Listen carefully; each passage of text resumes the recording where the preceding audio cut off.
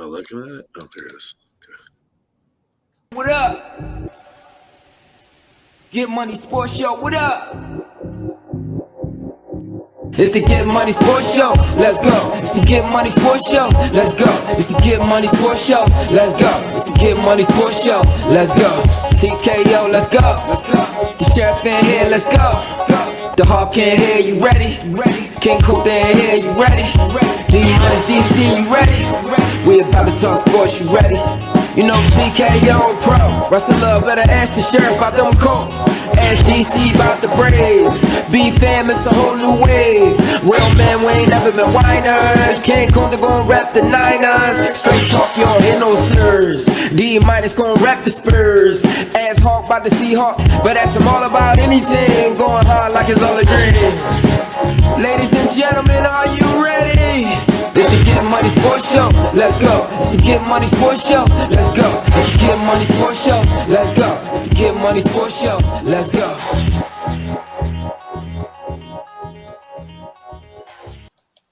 Let's go. Yeah, it's the Get Money Sports Show. We are here every Saturday morning at 10 o'clock. BFAM 109.6. Let's see what's going on with the panel today. Coulter, looks like you cleaned your room today. That looks really nice. How you doing? Had to get it all squared away, man. You know, like working on my piano, skills. I'm typing it. I'm cleaning that up. So I'm be a pianist after a while. A penis? That's pianist. A pianist. My bad. I just want to, for the record, for the radio listeners, that is the whitest living room I've ever seen. I think I can say that because I'm white. It's not racist if I say it. And I can get used to that. That might have been racist, but I love my boy. D-Minus, what's up, my dog? What's up, fellas? How y'all doing, man? Hey, can y'all feel something, man? Do y'all feel something? Yeah. Y'all do? I feel like my chest is a little bigger today. Yeah, y'all feel that football fever, baby? Yeah. Football is back, baby. Yeah, the grass, all that. Back, man. It's back. What's up, fellas? I mean, there was only one retard that wore a baseball jersey. You know who that is. But you know what? Go ahead and make fun of me. That's Hank. You go to hell. DC, you will go. I got you, DC. I got you. Oh, my boy's got me. Thank you. I thought it was a Steeler hat. I got you. Me. TKO, how you doing down there? Doing good, man. And like you said, it's football season. To watch some pregame action. I'm right here representing my high school. 20 years. Reunion coming up this year. So, still looking kind of young. But anyway, yeah, man, I'm fired up about the football season. I was like, hey, let's go ahead and get it started today. And last but certainly not least, we know the Hawks in the building. Hawk, football's back. How you feeling? I'm feeling good, but I'm right there with you guys. All right, let's go. Yeah. So listen, especially for me, it's hard not to be drinking the baseball Kool-Aid right now because our team is red hot right now, and they're just fun to watch. They absolutely stole a game from the Tampa Bay Rays last night. 100%. We were losing 2-0. It was the bottom of the 8th inning, 2 outs, no offense going whatsoever. I mean, we had a guy on first and second, and then the big dumper comes up, cracks a 3-run home run, and then that's it. Once a closer comes in, especially our closer, it's a wrap. Facts. So this whole game.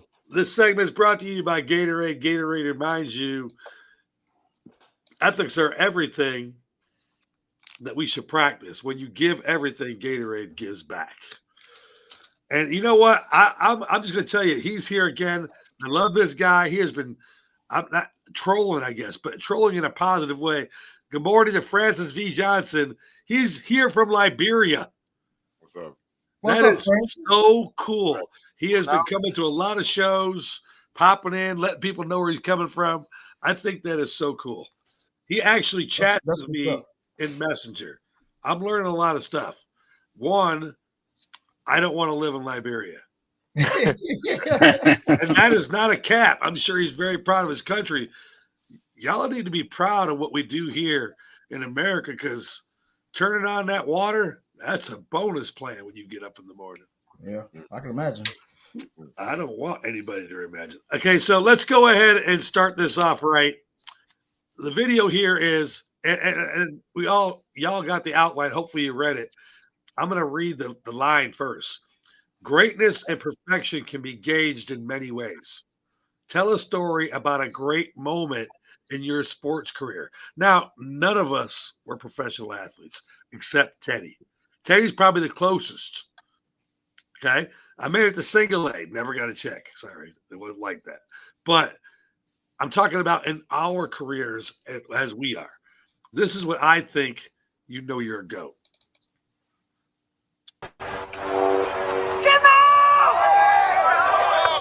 Oh, is it firm enough? Yes, it is. Okay, so now what? And D- is he thinks he's laughing now. He's really going to laugh in a minute. Wednesday night, Purple Hammer versus the PBA Experience League. Bam! Fuck all y'all. And if you were there, you saw the show. And I'm not talking about what happened on the lanes. I'm talking about this mouth. Pause. Thank you, Eddie. I saw you looking at me. When I throw the ball and I turn around and I'm looking at you while the ball strikes, that makes me the GOAT. And I know here at Get Money Sports, we don't have GOATness while you're still alive.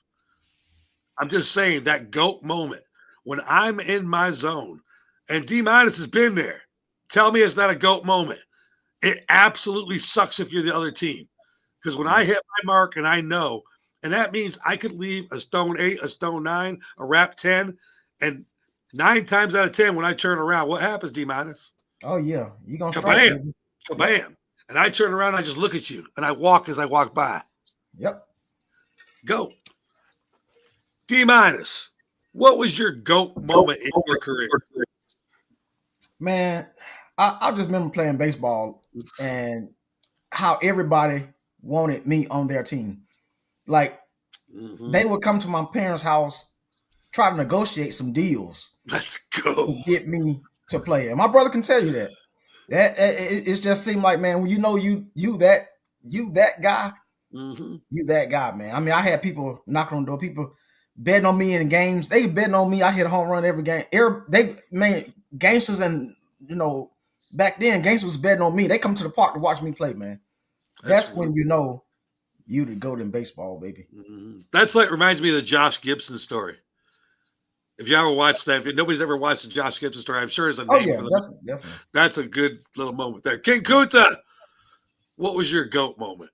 Oh, I had so many, man. I was like a neighborhood legend in street ball, football, and for real though. Yeah, he played football. Yeah, so I'm telling you this particular game. I was lined up. I was a slot receiver. So they had this guy on me that's supposed to be so good, and I told him that they throwing me the ball and ain't a damn thing you can do about it. And so the other guy kind of like slid over. And guess what? They threw me the ball and I smoked his ass. Touchdown. And I just stared him down. That's what I told him. That's what I'm talking about. I'm so glad you followed the assignment. I was really worried you were just going to start just rambling off shit. Yeah, that GOAT moment. And that point there, you'll remember that. I'm sure you told your kids that. Like when you started talking to them, you're like, hey, Dad. As you get older, you'll tell the story again. TKO, I can't imagine. How was you in your career? I mean, is there a moment like when you're wrestling and there's nothing this motherfucker can do? I mean, it's been some.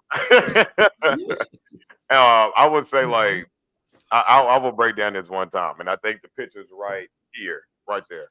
Nice. So what it was is we had a tournament. It was called the Don Canola's Tag Team Tournament, and it was the 3rd annual tournament. Me and my partner, Elise, we was 2 rookies. And this first time in this tournament, the tag team champions at any point in time, if they lose the championships, would transfer all the way throughout. We got to night 2, and it was the first match against the tag team champions, Otto Swantz and Donnie Dollars. Everybody had us counted out. Even we did. We didn't think we were going to win. Yet we pulled off this double pen that went on, and the crowd erupted because when we won, I mean, it was pure shock. We held them down there and found a way to get over there. So we won that. But then the All-Stars won their match. So now we're going against the top heel team in the company, and they've been dominating in the company for years. So again, another situation we shouldn't have won this match. Outside interference, run-ins, everything that happened. Only thing I know is we was right there, both pinning them 1, 2, 3. Won that one, won the tournament. The roof came off the building. So absolutely, so cool. Yeah, and see, the funny thing about it is I'm sitting down on the apron in this picture for a reason, because midway during the match, I was on the outside, and one of the guys ran off the side of the apron and jumped on me and did a senton. So me landing on the cement floor, I think my tailbone was bruised, and I had to go another 20 minutes in the match to get through it to win the match. So the moment we won, got done snapping pictures, I had to literally sit down because my legs went numb. So, it took me 2 hours to get out of the building that night. It wasn't because everybody was around. I couldn't fucking walk. You couldn't walk. Hawk, I know you got a moment, at least one. Yeah, I think for me it was during high school football. It's funny because my now fiance used to date this dude in high school, and oh hell yeah, and he used to sit there and tell her, "Oh, babe, come to the game Friday night because I'm gonna get in the game, I'm gonna play." And he was like he was in that weird in between stage where he wasn't like quick enough and athletic enough to be a linebacker, but wasn't big enough to play offensive line. So he's like just trying to get in where he could fit in, And so she's like, okay, I'll go to the game. And then she'd just go to the game and she'd see me, because like I'm playing, I'm in the game, been in the game, And my thing was, a guy that I really like modeled my game after was Larry Fitzgerald. Like, if the DB is going to talk, I'm not talking to him. I'm going to be respectful. I'm going to do my job. I'm going to do it really well. And I used to get this like reverse racism thing where dudes wouldn't guard me because I was white. They'd be like, "Oh, he's not dangerous. He's white. I'm not guarding him." There's this one game we were playing the 9th ranked team in the state in the high school playoffs. I'm not exaggerating this at all. I had 200 yards before halftime. That's so awesome.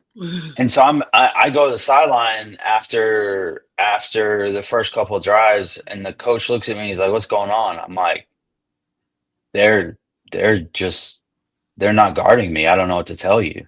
And he's like, "Okay, we're gonna keep doing what we're doing until they stop it." Then I'm like, "Okay," and I look up, and there's a minute and like 5 seconds left in the first half.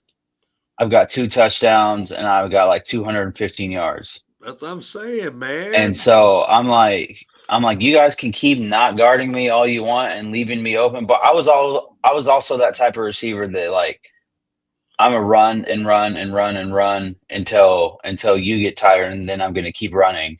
And then it didn't matter how hard you hit me. You couldn't knock me out of the game unless you hurt me. Like I'm not going to get tired. I'm going to keep going. And so, we had a few moments like that in high school and stuff, and it was fun and all that good stuff. But yeah, there's just sometimes like there's games that you have that are like really, really frustrating when you're like, man, can't nothing go right. And then you have those games where it's like, it doesn't matter what I do, everything's working. 100%. And so that was just one of those games. It's just fun, it's fun. I love when you go up against like a Richard Sherman type who loves to talk, and you're cooking them all day long and they just keep talking. And it's like, bro, you can talk all you want because like, I'm not going to talk back to you because that's not my game. You're not going to get me out of my headspace. But yeah, high school football was it, man. I had a lot of fun playing high school football. Oh yeah. I understood. D-, what do you got? Let's go to you first, and then you can introduce what you're doing here. So let's so I think Hawk had this at I'm Just Saying one of his segments a few weeks back maybe about the umpires, the MLB umpires, man. But I want to play this video, and I want you guys to to see this. This tops the cake what Hawk was talking about, and I understand about the umpires and stuff like that, and how they not missing all these calls. But check this out, man. When DC plays this video, just check this out, and I want to come back to you guys and see what you guys have to say about this. This umpire Brian Walsh. Wait a minute. Wait a minute. What's going on at home plate? Brian Walsh, man. What? Watch this. What? You couldn't set it on a tee in the heart of the plate any better than that. Look at this pitch right here. How do you miss that? Wow. His job is not to steal the number one job from Alejandro Kirk. His job is to Okay. is not available. It's a ball. Inside. Oh, another ball. Inside. Strike to Laureano. Oh, that a strike? Oh, that was close. That was close. That was way outside. Oh, it's outside again. Lower half. Woo. Talking to David Hopkins, that might have been a strike. Again, there are three pitchers who are here. Man. All these is outside that box. John Schneider was talking. Gave him 3 more. So he needs that 0. That should have been a strike. Oh, another strike. That's a ball. Call, and you could see how unhappy. This is all the same game. This is all the same game, y'all. Holy shit. So this the thing, man. I don't get it. Like, I understand why they're trying to put this machine in it, because that's the only way that these. I mean, Bill Walsh should be fired from that. I mean, this is the same game. This ain't no highlights. These are the same game. And I counted at least 12 pitches that he missed. That is uncalled for, man. And I know, Hawk, you talked about it a few weeks back, I think, or maybe a month back. It's getting ridiculous. That particular way, I wanted to play that because I'm like, ain't no way in the hell you getting paid to do this. What do you guys thoughts on that, man? Coach. Hey, so I'm not surprised, y'all. As long as gambling around, and long as Vegas, the bookies around, games gonna get compromised no matter what sport. That's how it always been, and we can talk about it all we want to. It's dead ass wrong, but once you got betting in place, and it's a money-making business in all sports, first of all. And Vegas go have to say so in that. So I'm not surprised on that. We see this shit every day, and that ain't nothing. Football finna come up. We finna see some other shit come up with football. So get ready, brace yourself, put your seatbelt on, because it's about to happen.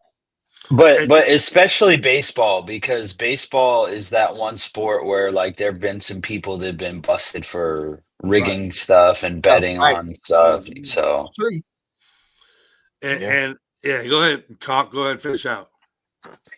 yeah, I think my big deal with the umpires is this, right? Like, if an umpire misses a call and like, let's say, for example, that batter from the Blue Jays was up. He's a right-handed hitter, and the pitcher's going for that inside strike right there. You know, it's right there. My thing with the umpires is be consistent in what you do. If you're if you're calling a strike in a certain part of the strike zone or just outside the strike zone, be consistent with what you do. But from that video you just showed us, he wasn't consistent in his strikes. That first pitch we saw that was like damn near right down the middle, it was almost middle. That's how far in it was. There's no excuse for that. Like, zero excuse. I've seen little league umpires, kids that are they're umping a little league game, and they're 16 years old. They make that call. Yeah, $25 a game. Yeah. Yeah, like there's no excuse for a pro umpire to miss a call like that. But like I said, if you're trying to, like, every umpire has their own strike zone, like a different strike zone. They might give you something on the inside, but they're not going to give you something on the outside. They might give you something high, they're not going to give you something low, whatever it is. But my thing is always consistency. Be consistent in the way that you call strikes, in the areas that you call strikes. But if you look at that video as a whole, there wasn't a damn consistent thing about that umpire where he was calling strikes, because there was those last couple of ones that were like real close to the zone, a little bit outside, a little bit inside. I don't really have that big of a problem with him calling some of those strikes. But the ones that are like blatantly obvious, like, look, we got to make those calls because, like, at the pro level, you're costing people money, you're costing people games. Like, and I'm sitting here as a Mariners fan, and I would say over the last 5 to 8 years, there's been multiple seasons where the Mariners have missed the playoffs by one game. Mm-hmm. And it could have been and one. So that, there. yes, that stuff matters, especially at this point in the baseball season. That stuff matters. And it must be TKO's turn because look who showed up just now. I'll tell you, Walt Dudley, we love you, buddy. Hey, how you doing? Walt? TKO, how you feeling about these umpires? Yeah, that's egregious, man. Like, for me, not having, again, well-versed knowledge of the game, that first one by far is ridiculous. Oh, boy. Like, you cannot, like, what would you not call that? Like, that is crazy. When I see stuff like that, I think, in my mind now, it's organized. And that makes the league itself looks more like not necessarily creditable. Because you're right, the NFL is actually even trying to go to the using technology for the first down and where to mark the balls. I like it. I think innovation makes sense. And so if we're looking at, even Dallas got away with one a couple of years ago with the index card. Again, my opinion, it was a first down. Regardless, that's football. that whole scene was cinema, though. Hilarious. It was good, right? Because it made you believe more in why we should go to the technology side. Because if we are allowing the hands of, again, millions and billions of dollars in this sports betting gambling world now to be controlled by, again, one guy on that field, why is it any other ref get a chance to check him? They see that pitch too. What about the upstairs officials?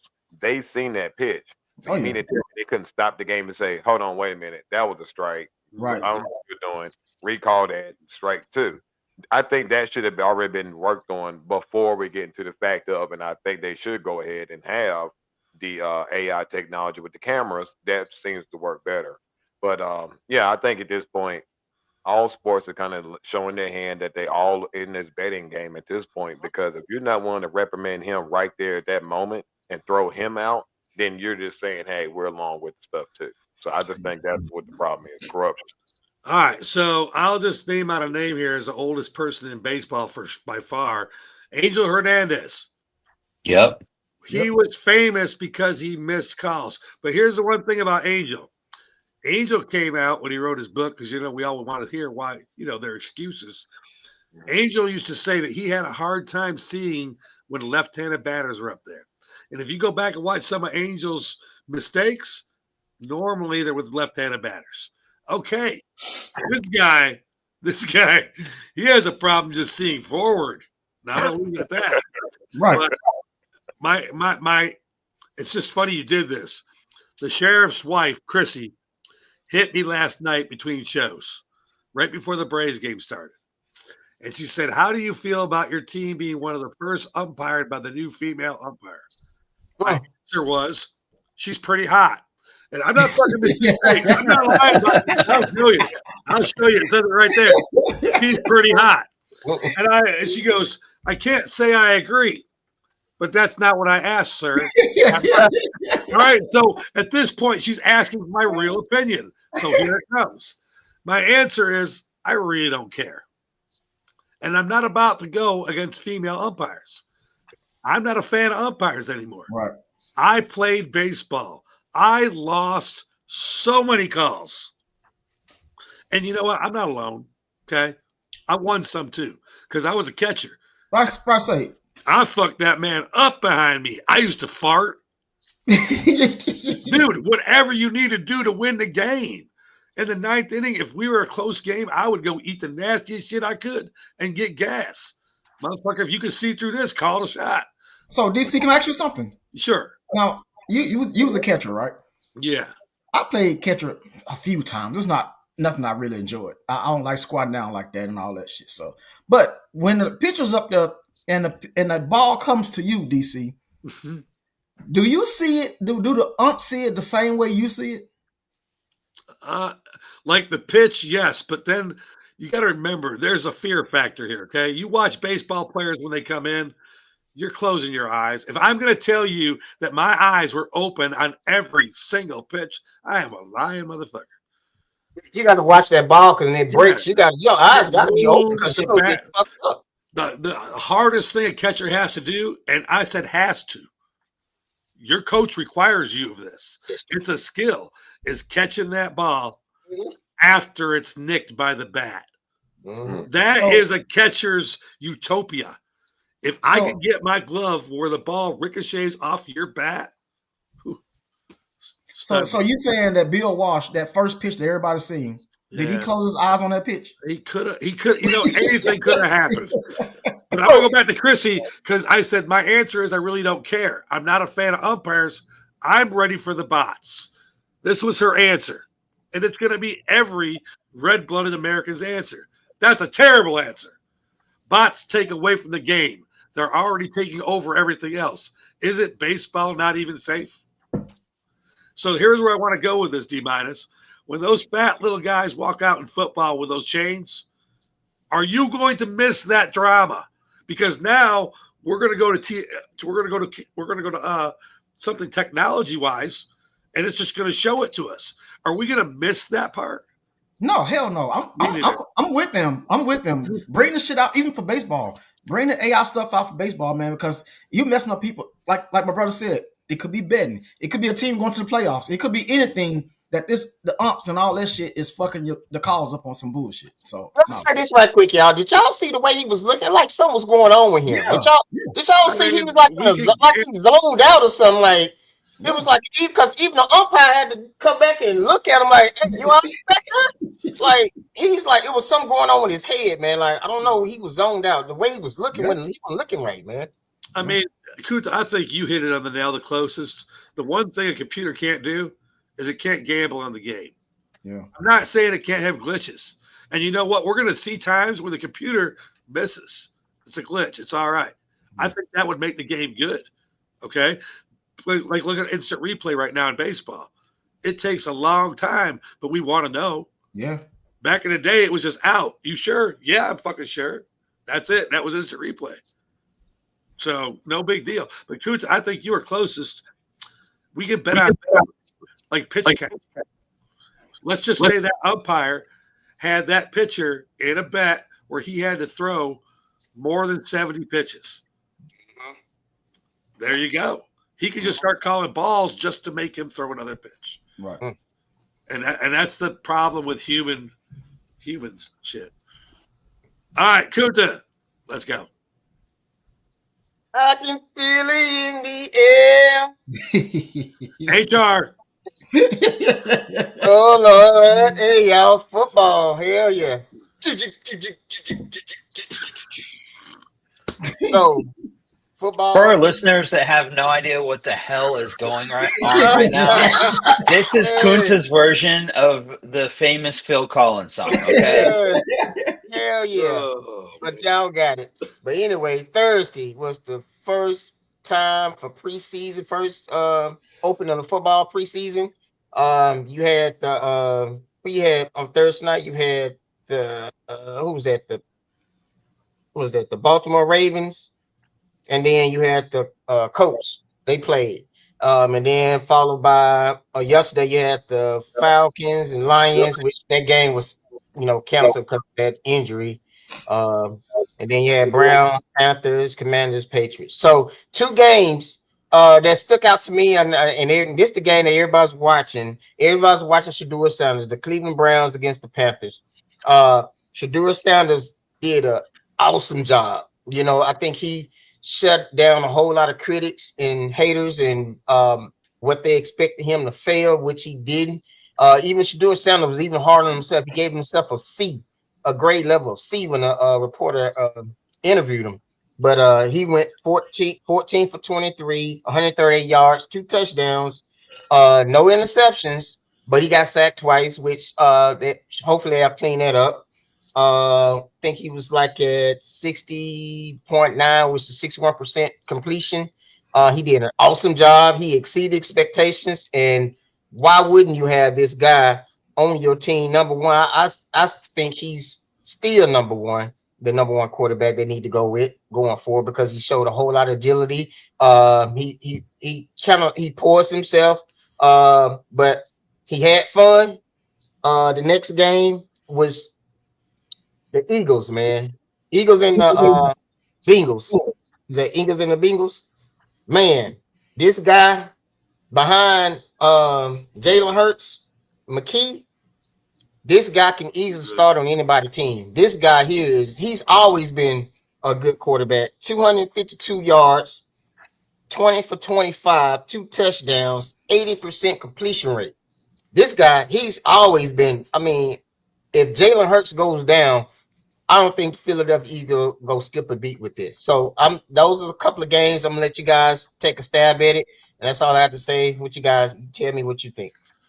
I'm going to go last on this one because I'm going to be that asshole. I'm promising you guys that are listening right now, you're not going to like DC, and I don't give a shit. So just get ready for it. Go get a coffee. I'm going to let these guys go, and you're going to hear what I got to say about football.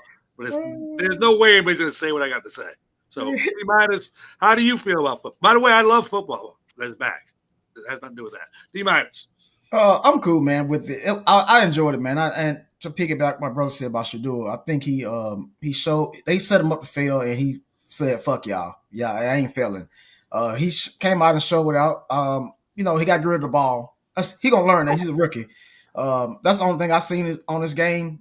He held on the ball too long, but other than that, he had an awesome game, man. He was sharp. He looked good as a rookie. They should start this guy at quarterback. I'm gonna tell you why. Because the fans want him to start. And the fans in the crowd all have number 12 jerseys on. His jersey, he's the leading jersey seller right now in the NFL. Yeah. And he's the best quarterback that came out the draft. I know they're about to my Ward and all that shit, but I think Ward is going to be – we're going to see him tonight, but I think Ward is going to be a bust. I hope he don't, but I think Shedeur is the best quarterback to come out that league. Now, the game that I was more interested in was the Cincinnati Bengals. And I'm going to tell you why. It ain't because of the quarterback, the rookie from not the rookie, but the quarterback from Philadelphia, which he also did tush push too, which is pretty cool. But Joe Burrow has a chip on his fucking shoulder this year. Big one. He and Jamar Chase and T. Higgins, I think they're going to do some damage. And they in our division, but I think Joe Burrow is probably going to have an MVP season. This guy said, I'm playing. He said, fuck this preseason shit.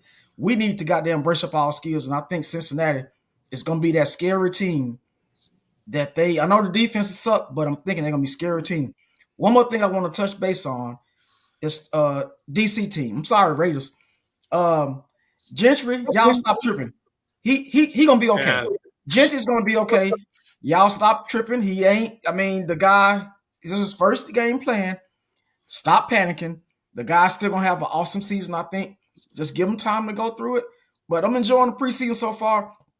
But just watch out for them Cincinnati Bengals, man. I think they're going to be a scary-ass team. Well said, well said. TKO, how you feel about preseason football so far? So far, let's start with the good.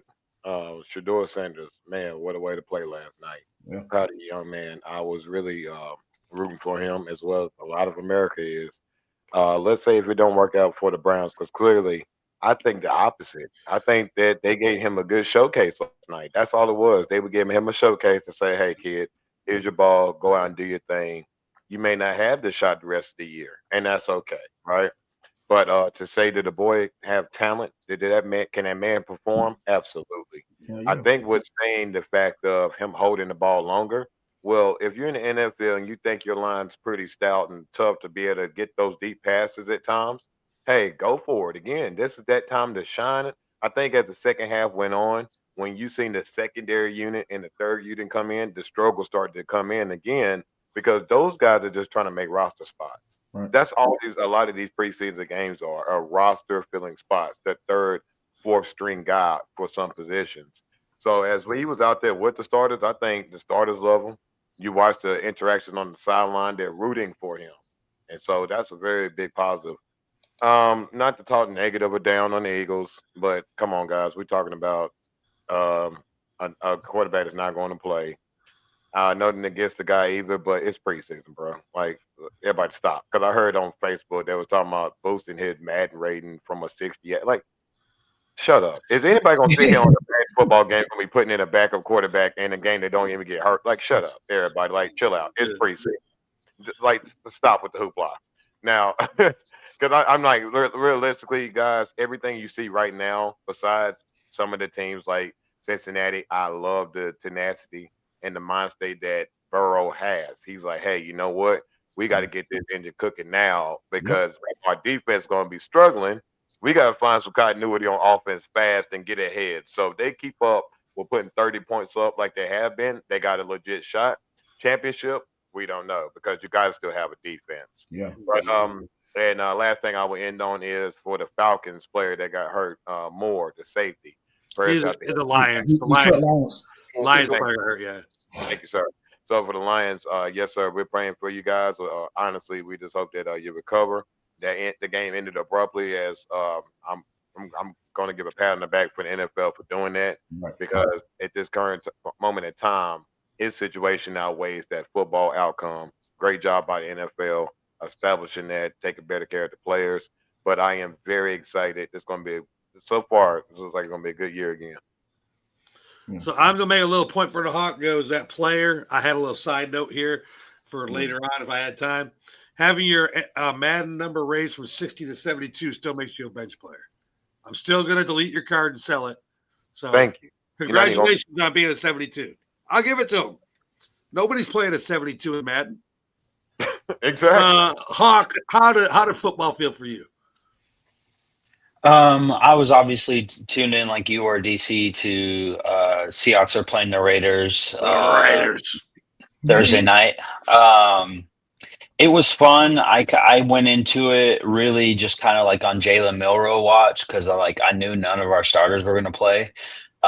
So Drew Lock, as far as the quarterback position, got the first couple series, and then Jalen Milroe played the rest of the game. And man, I just have to say, you could see why they drafted him and why they like him. Dude took off. He had a couple play action rollouts. He had a couple design runs, all that good stuff. Dude's got some wheels. He's got some arm talent, needs some work and stuff like that, obviously. But just fun to watch. Just glad to see my team back out there. And, I could talk about my team all day long. It was return to Pete Carroll, too. So there was that.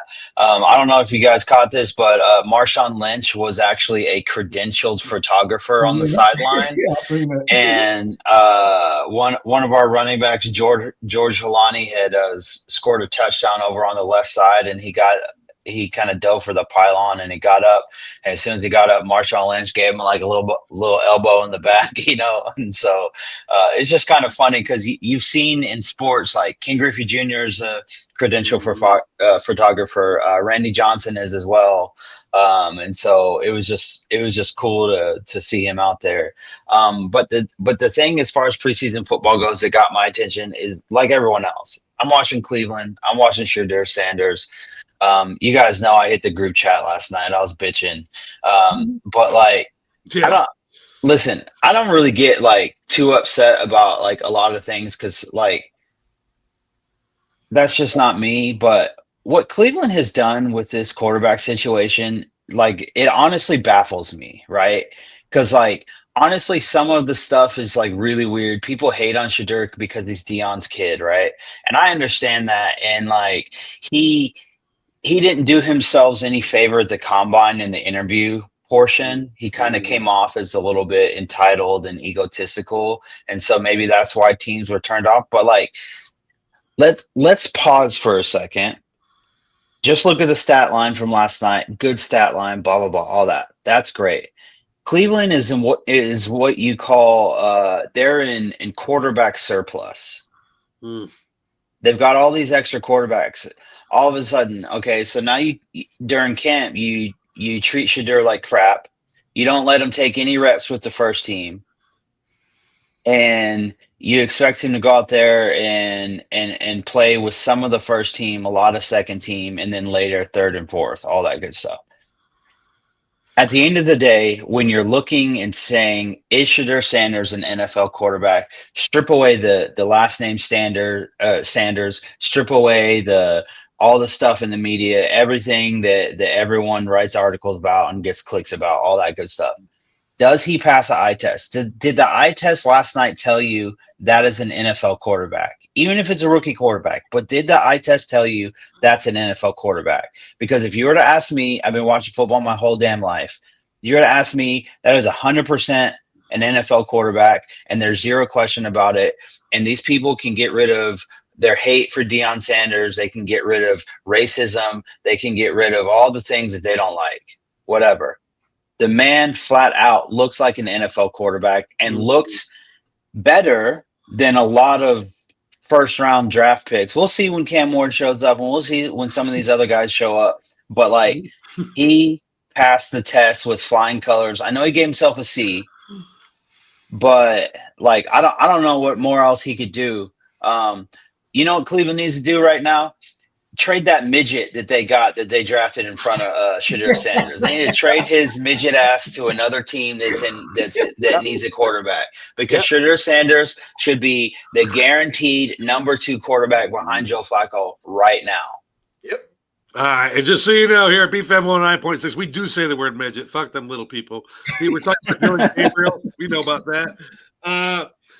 All right, so here is the opinion of just me, because I heard Teddy say something, and I'm not questioning what Teddy said. Please, Teddy, don't think I'm attacking you. I don't want to get beat up.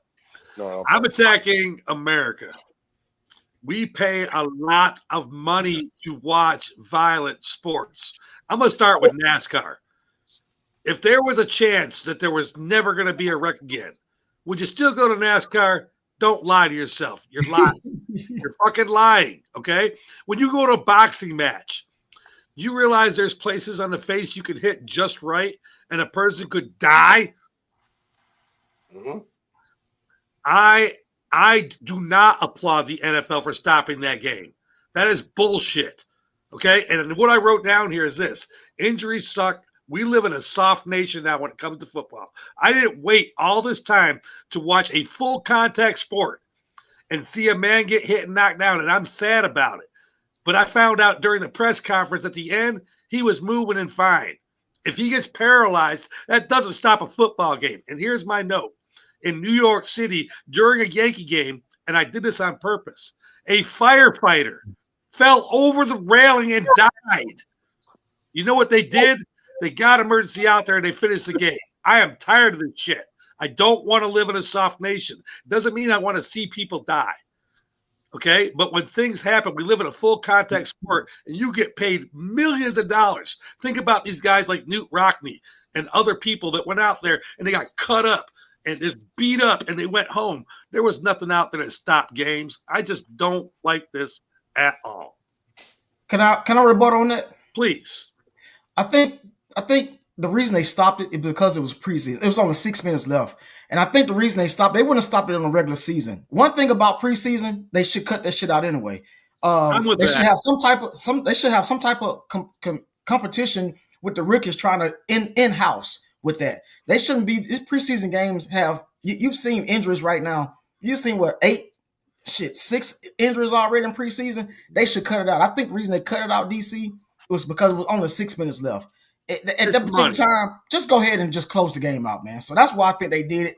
When the guy from Buffalo, what's his name? Damar Hamlin. They didn't stop that game. That game, they slowed it down, but that game continued on. But I think the reason they stopped it, I think they were forced to stop it also because TV time. Well, no, not just that, but like, correct me if I'm wrong because I didn't watch the game, but I saw something that showed the clock running. So it looked like Atlanta had snapped the ball, but both teams had agreed not to like play. Yeah, right. But they snapped the ball, so the clock was running, and so they're all just standing there, you know. And so I don't think the players were going to play anyway. They were going to let because there was like 14 minutes left. Right. I think they're going to let that whole clock drain. And the two coaches. No, because when they did the interview with the Falcons coach, they asked him. He said, yeah, it was me and the coach. We decided just gonna call it, scrap the game, whatever. I mean, I still think this is TV time and money, and I'm not for it. Hey, watch if this happens during the regular season game, you can come back and we'll revisit this. Yeah, I think it was money because I sat there and I watched. They were on the field with the guy for 18 and a half minutes.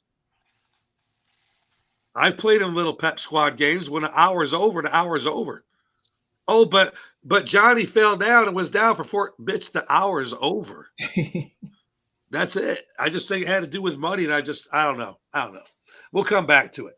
I have a little sports humor. I wrote it down there on that, but actually I wanted to introduce this video to you guys because there's a good chance we have a new sponsor. And if I'm going to introduce a sponsor to you guys where all of us are making money on it, there's no way that I'm not going to get a little cap in here. I just called this video Kunta. Just got here. A new package from Noggin Boss to get you ready for the new NFL season. What do you mean? You already have one. Huh? You already have one. Oh yeah, they're sending me the new collection.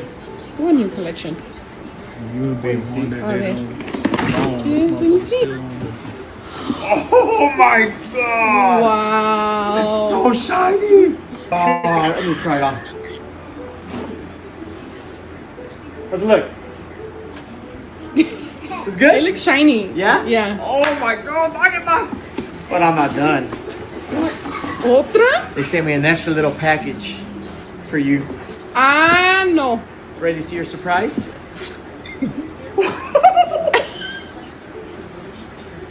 Toxica! You like it? Try it on, Papa. You want to try it on? Come here, try this one on. New one. Wow! All right, well, shout out to Noggin Hats. I told you I'd play the video, send the paycheck. Kunta, what is wrong with your fans, man? Y'all geeked up, man. You know, the excitement. Of course, you could have found another guy. He seems to love, No, he's perfect. He's perfect. Did anybody think I had a side? Is there anybody here that doesn't think I had a good representation of a 49er football fan? Go find San Francisco, bro. The sweetest thing in the donut box. The sweetest treat in the donut box. He had to go find it. You know, and make fun of me. Hey, I got to get you one of those hats, though. We need to call Child Protective Services.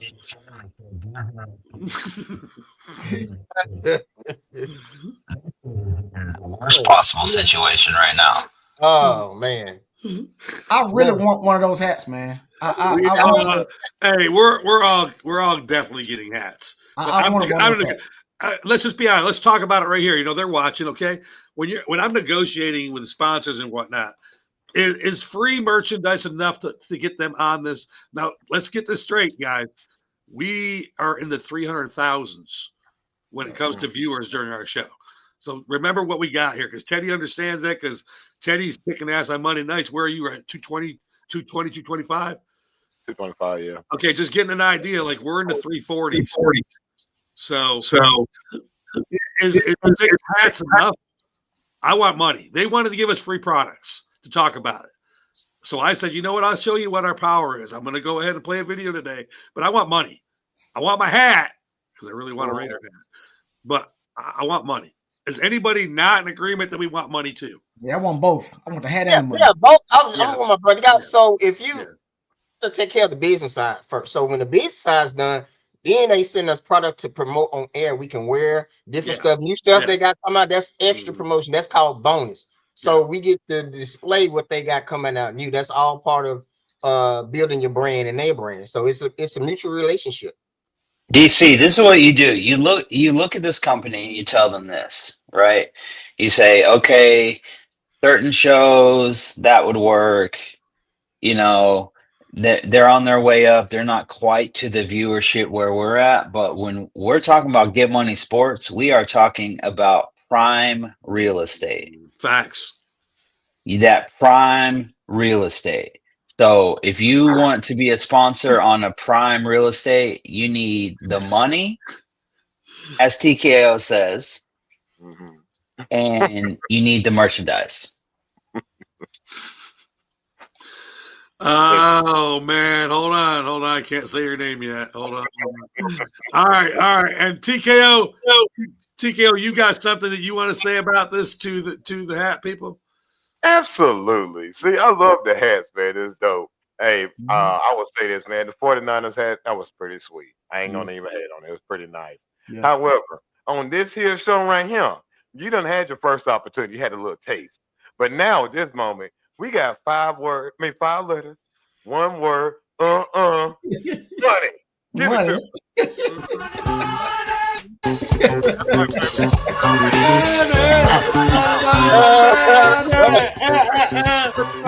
That's right. Cut the check. You know what we can do. You're right here. You got over 500,000 viewers combined, like the mega powers right here. So right here, cut the check. Don't play around with it. Give us the money. Give us the money. See how easy that was. Now, I have made a lot of sales pitches to people that call. That was the most fun I've ever had right there. If we don't get that deal, I don't even care now. I had so much fun with that right there. But there's still more fun to come. So we are going to do our draft.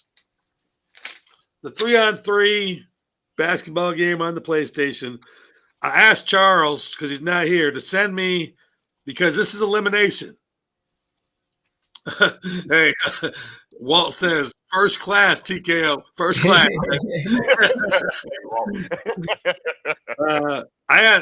So like whoever picks first, when they pick that person, we can't pick no more.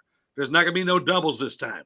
Because there was a rumor from somebody that said that why did my Jordan score less than your Jordan? And I'm not. Well, in all fairness to somebody, TKO's Kevin Garnett was kicking my Kevin Garnett's ass up and down the court. So yeah, but you were a man that took it on the chin. Somebody complained to HR. This whole operation was all screwed and tainted from Front Street. That's what it was. Look at somebody speaking up. DC was in HR for fucking up the schedules and all that other stuff. Yeah. I just say that guy. Just say me. Just say I was right. Damn. Well, you know what? We had a clean week 1, the first week of the tournament, and then after that, the wheels fell off. The wheels fell off. Yeah, I got too much going on, I guess. I don't know, but this time it's going to be easier because the wheels fell off to the pass. Yeah, but we got new wheels. So I asked Charles to give me a list of his top 20 because there's 6 of us. There's only going to be 18 players going. So, and I said, when your name comes up, I'll just pick the first one that's next. I want to read you his bottom 5. Only because I feel like you guys are going to pick his bottom 5 from him. So at number 20, he's got Dwayne Wade. Okay. At number 19, he's got Charles Barkley. At number 18, he's got Jerry West. At number 17, he's got Dirk Nowitzki. And at number 16, he's got Carl Malone. So I'm just going to tell you, Sheriff, I feel very, very, very positive about this secure. Like, I bet $100 that those 5 players will all be available at the end of this draft. We should draft him an all-white team. That's pretty much he was angling there. Oh, dead ass wrong. No, dead ass wrong. Hey, man. On top of that, he wants John Stockton, so we might as well just give him John Stockton again. You know? Well, hold up. Well, to be the advocate of the sheriff, Charles Barkley is not a bad pick in street ball. That's not a bad pick. Now, I think that's the only one that I said I would probably choose last. But Charles Barkley not a bad pick. That's probably my last. I'm sorry. Yeah, I said be my last.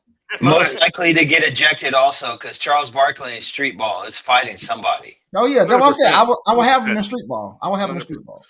I would have him in wrestling ball.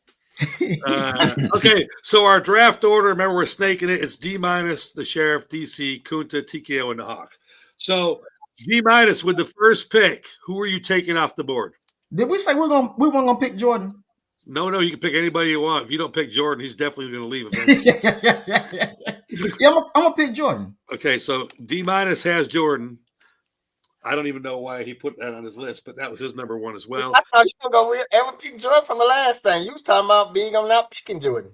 Because I thought we weren't going to do that. I said I'll pick Kobe. You know.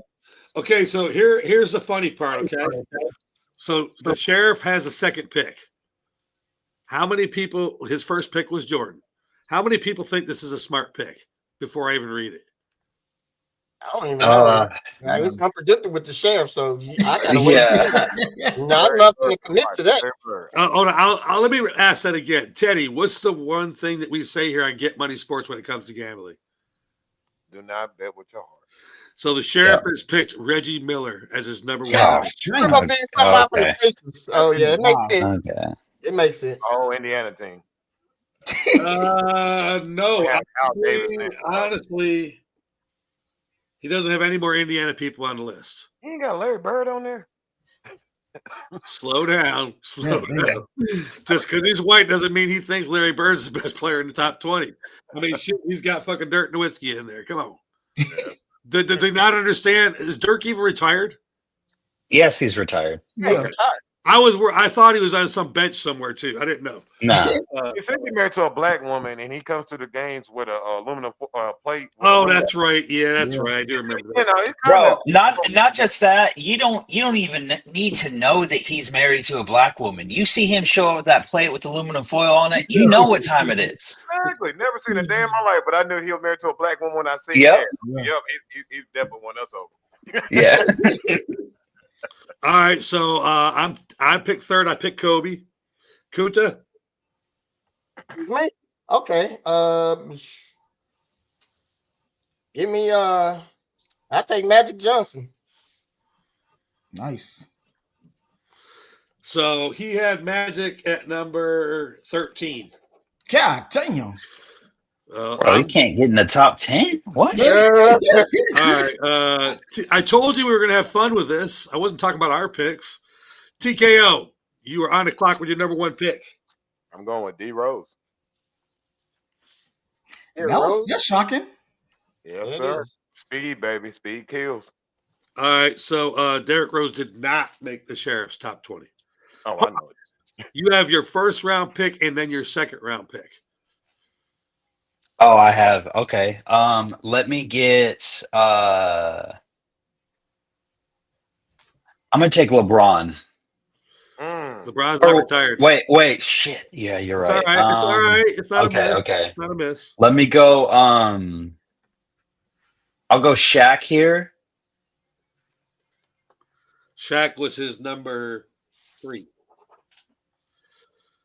And then I didn't know I was having back to back like that. Okay. Yeah, I forgot about it. Well, you can't just go last all the time. That's not right. Yeah, I know. I just assumed that that's what was happening. Let me go Shaq, and then I want to go. I think I want to go. Give me KG too. I want to go 2 big men. Wait, Garnett. Okay, so he Shaq and Garnett.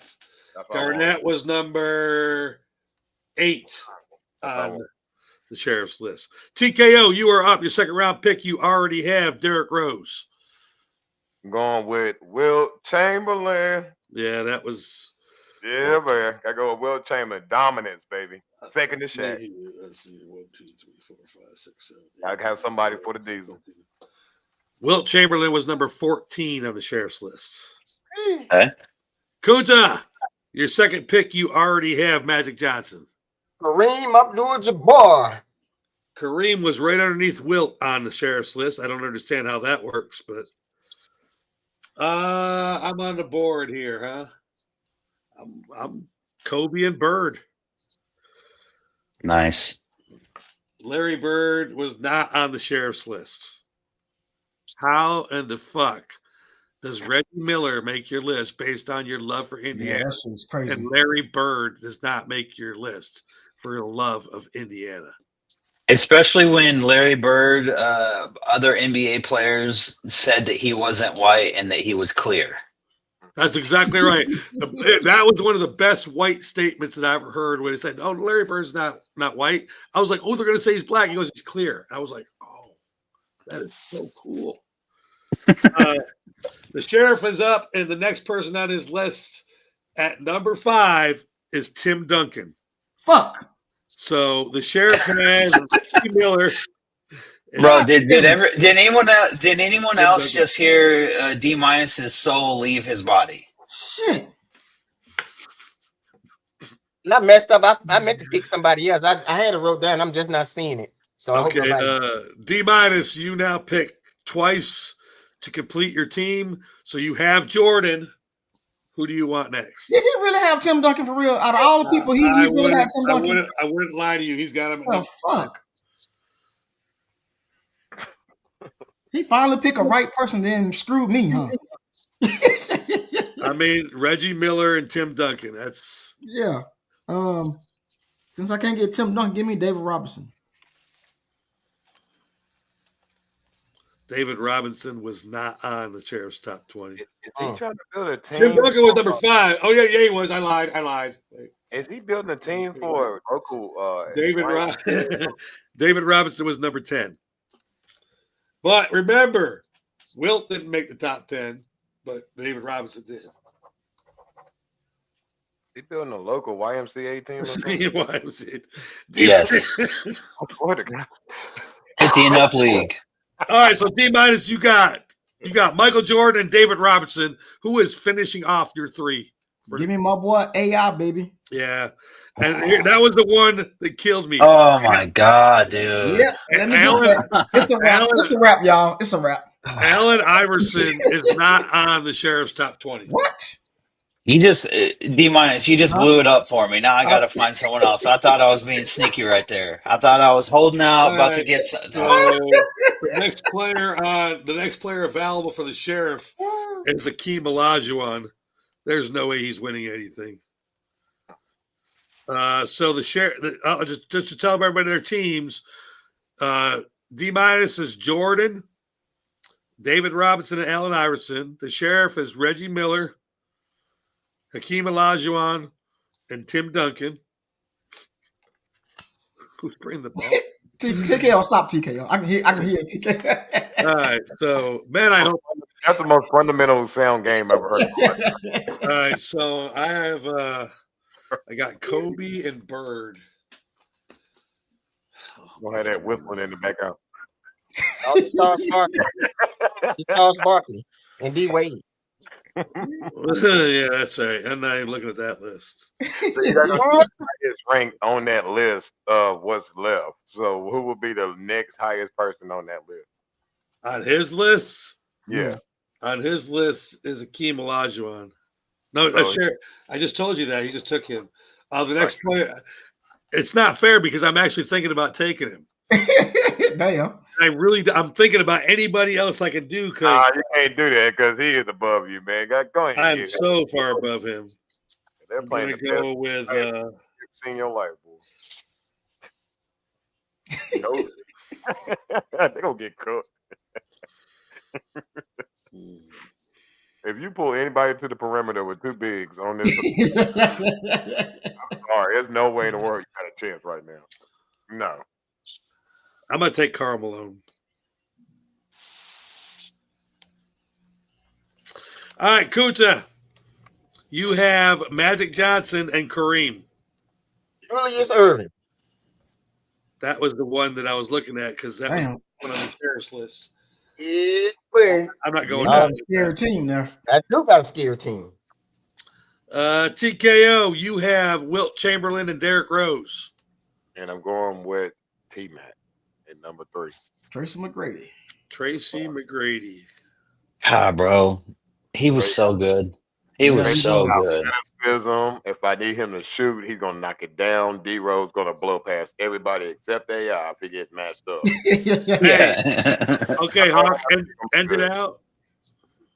Okay, so obviously got 2 guys on the bigger side, so I need to go and get good offensive player, strong defender, but really just a facilitator for the big bodies that I got. So if Sheriff can do this with his team, I'm doing it with my team. Give me Gary Payton.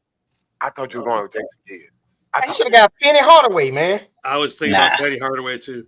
I like all those guys, but yeah, I just had to be a homer a little bit. Does anybody love their team? I'm making a petition. I'd like to change my Karl Malone. Does anybody have a problem with that? I'm not picking it. Everybody's done. Does anybody else want to change anybody that might not be there anymore? Nah, I'm good with my team. Does anybody have a problem with me changing from Karl Malone to Bill Russell? No, I don't have a problem. No, go for it. I'm gonna go ahead and change to Bill Russell. You better get you better get an assistant to carry all those damn NBA rings he's got though. I needed a big man, and all the big men were gone, so I'll go with that. All right, so here's the official paper. You can see it. It's got lots of scribbles on it. I'll take a whole bunch of pictures of it, and we'll put the teams up a little later there. Oh, that was fun. Okay, hey, players. D- really screwed me up. I thought I was going to sneak in there and get AI, dude. I really thought. Yeah, AI was a good pick for me, man. Far down, Hulk. He was too far down, man.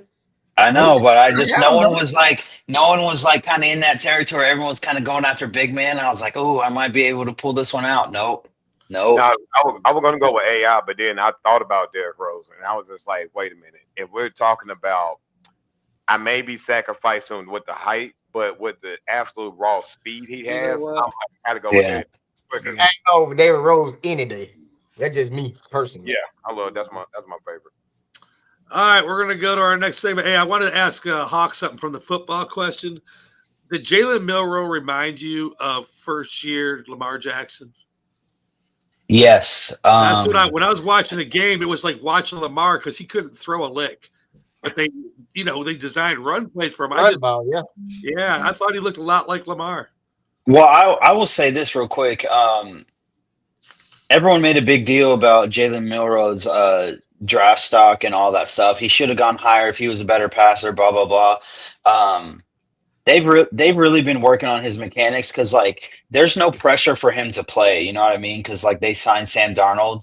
So, like, there's no pressure for him to play. So they've been able to sit back and say, okay, what can we do to start working on some of the mechanics so he can improve throwing motion, footwork, all that good stuff. And, like, when they did ask him to throw, he didn't do anything crazy like he used to do at Alabama. He was on the money. He wasn't late or early or anything. He was right on time with everything. So, like, he did everything they asked him to do. So I was impressed with him. I want to bounce one more football question off of D-. Trevor Lawrence went on social media. You know, that's the dumbest shit to do as a quarterback. I know why you do this. And he made this statement to Travis Hunter. Do you want to lead? Do you want to have 4 to 6 defends a game, maybe a pick, or 8 to 10 catches a game for 2 touchdowns? How do you feel about that? I mean, what the fuck are you trying to prove? Like, I mean, Trevor Lawrence should be talking to nobody right now because he absolutely sucks. So anything he has to say, don't even talk to nobody about that shit, man. So he needs to leave that shit alone and keep moving, man. On the flip side of that, hold on, cool. I got a question for you. Okay, but so now that D-, I produced this. I'm gonna move it right around. Watch how we do this. I was just trying to comment on that. That's all. You can, but watch. Now, with that knowledge right there, that Trevor Lawrence is making little things down there happen in Jacksonville, and Shedeur Sanders doing so well on a roster that they know they're going to get rid of him.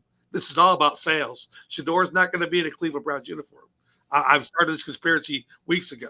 Kuta, what would you do if Jacksonville called Cleveland and said, "Hey, can we get Shedeur?"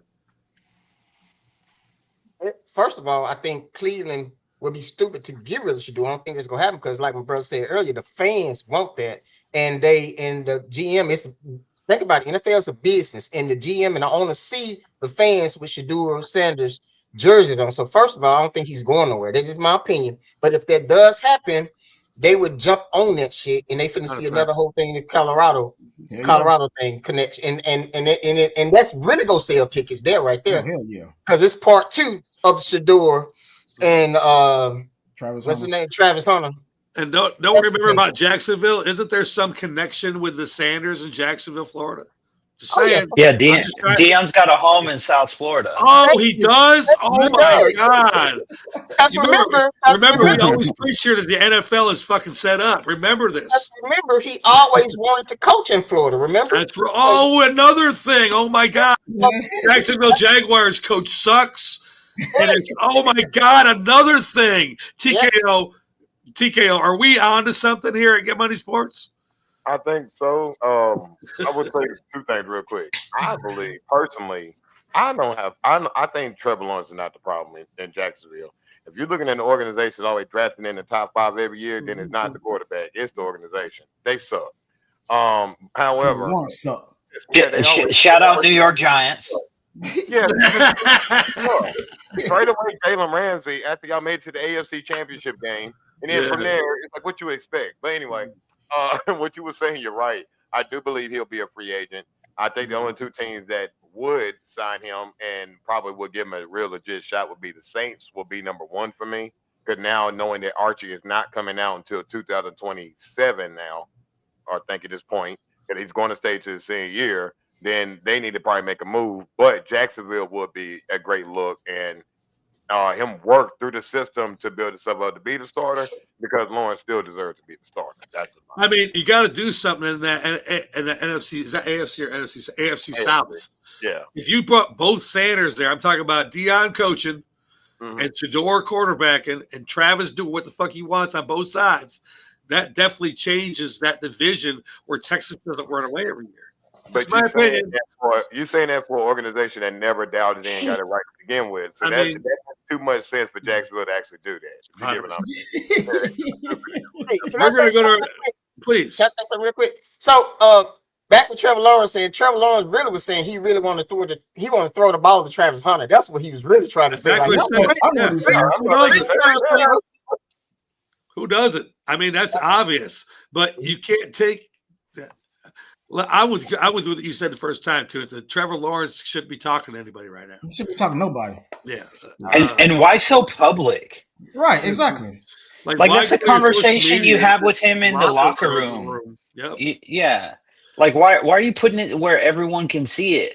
Because all you're really doing is like, if I'm a Jags fan, I look at that on Twitter and I'm like, bro, Trevor Lawrence, you got to go. I ain't never seen you throw 2 touchdown passes to anybody at the NFL level. Right. Facts. Let's go to our next segment here, brought to you by Burn at Rocky Patel. Yeah, my ass was down there last night.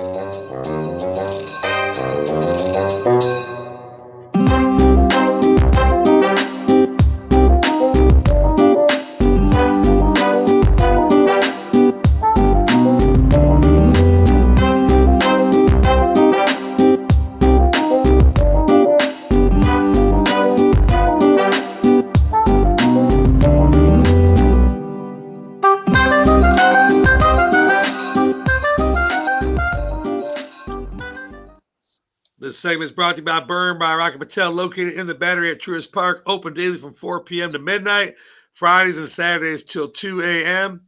Got lucky last night. Rocky was in town, got to smoke with him up in the VIP center.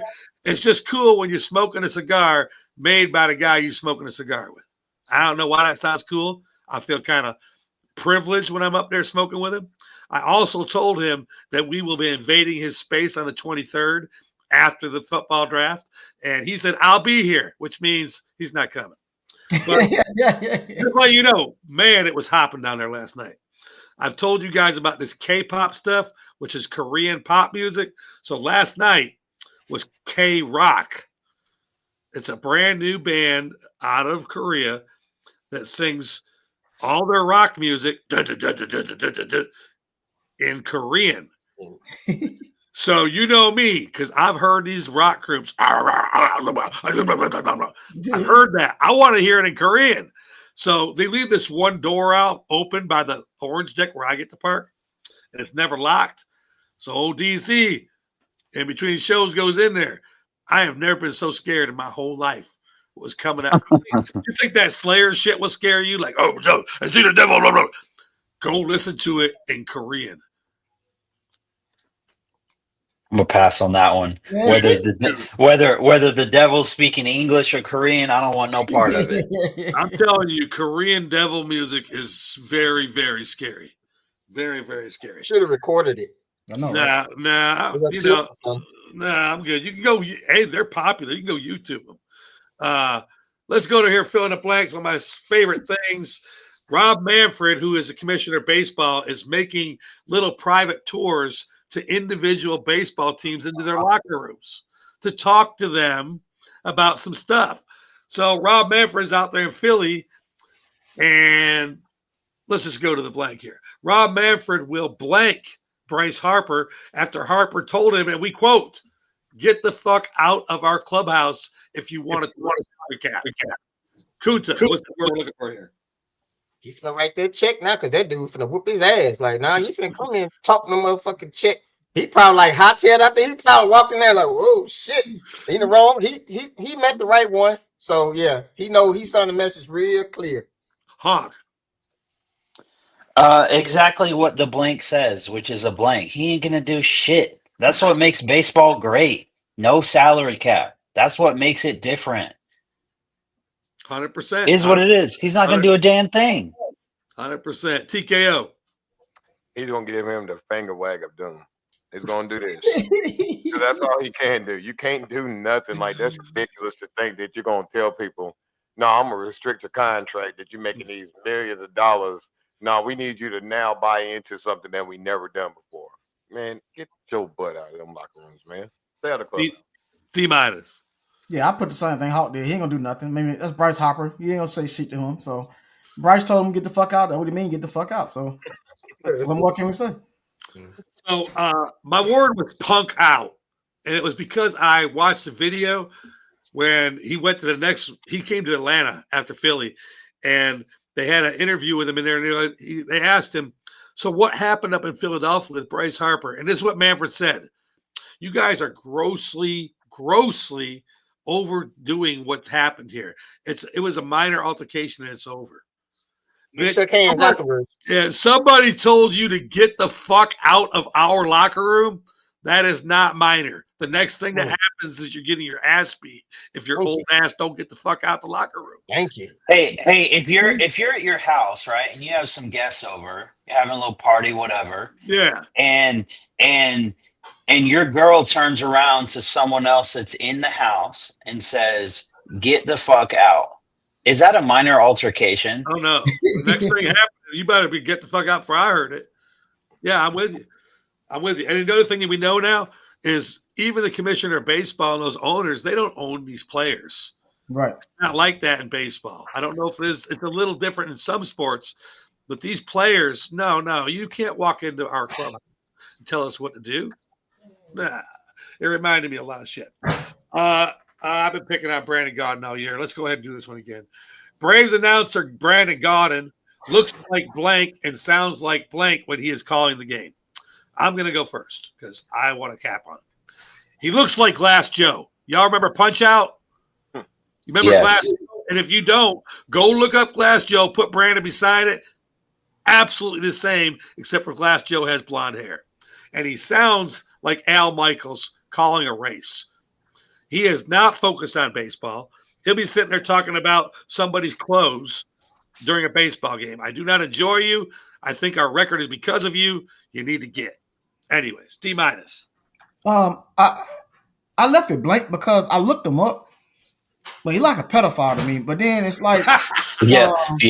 No, I'm serious. He do. He like a pedophile, but I don't know how he sounds, so I left the blank sound. So I'm like, what a pedophile would sound like. So I mean, like, but that's what I don't know. DC, I left it blank, man. So he's like a pedophile to me. That's all I got from it.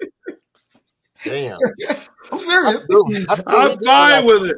I wish I would have put you in solo mode so I could clip that.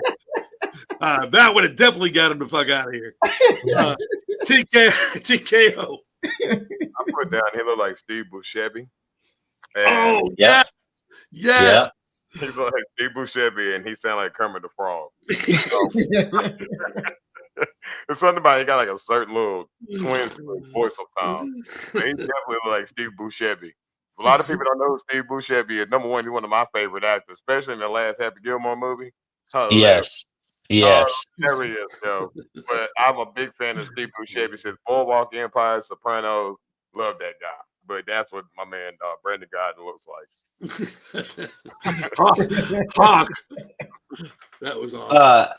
So I did exactly what D- did because like I'm not watching Braves games like that, right? Because like that's just not my market. But I I was like, man, what does this dude even look like? And so I Googled him just like D- did. And that was my exact thoughts. I'm like, bro, this guy looks like a freaking pedophile. Yeah, he do, man. I need to make sure he's not one of those red dots on the map in my neighborhood, you know? Yeah.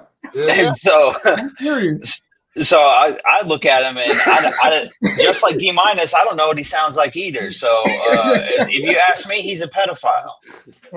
That's all it is. Hey, now, Brandon, if I get you fired, remember, I'm just telling you, it's all about winning. I actually applied. Remember when I told you guys I went to read for this when they said that they were doing new Braves announcers? I went and read for this part, and Brandon beat me out. So this is just competitiveness. King Kuta. So I did what the Hawk and D- did. I looked them up, but he little and not only that, I took a step forward. I went and watched the clip to see how he sound. But he looked like Screech from Saved by the Bell, and he sounds like he got a permanent cold. That's all I'm saying. It sounds like he got a permanent cold in his throat. Yes, like he's permanently congested. Yeah. So that's what I got. You want to hear the saddest part about this? He's the voice of Madden. Yeah. Like, you play Madden, he's the voice of Madden.